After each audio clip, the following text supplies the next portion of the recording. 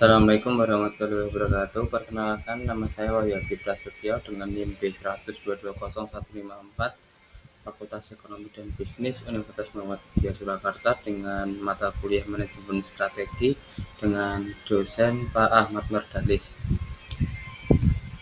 Di sini saya akan mempresentasikan tentang strategi pengelolaan kos dan rukup, yaitu peningkatan hunian dan penyewaan. Pertama, kita perlu memahami latar belakang mengapa strategi ini penting. Saat ini permintaan tempat tinggal seperti kos terus meningkat, terutama dari kalangan mahasiswa dan karyawan. Sementara itu, ruko menjadi salah satu aset yang memberikan pendapatan pasif yang cukup menjanjikan. Namun, persaingan di bidang ini juga semakin tinggi, baik dari sisi fasilitas maupun lokasi. Karena itu, diperlukan strategi yang tepat agar kos dan ruko tetap diminati dan mampu bersaing.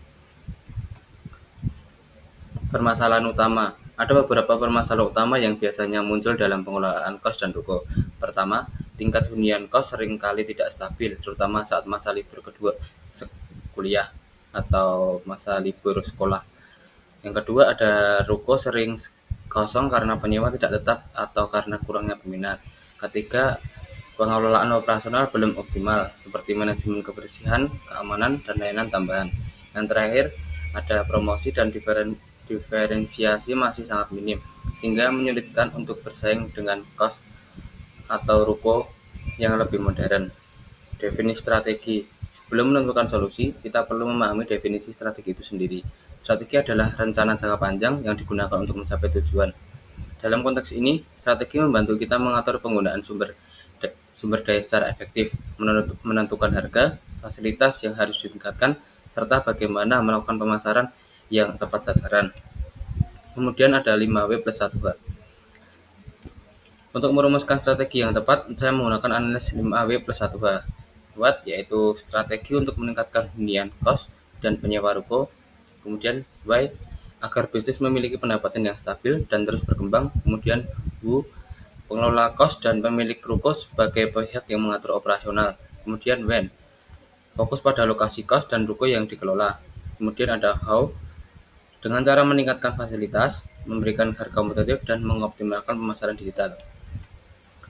Kemudian ada analisis SWOT, strength atau kekuatan, yaitu pertama ada lokasi strategis dekat kampus atau jalan utama, kemudian adanya dua sumber pendapatan yaitu kos dan ruko, kemudian biaya operasional relatif lebih rendah, kemudian weakness atau kelemahan, fasilitas masih kurang lengkap, kemudian promosi online belum optimal, yang terakhir ketergantungan pada musim perkuliahan.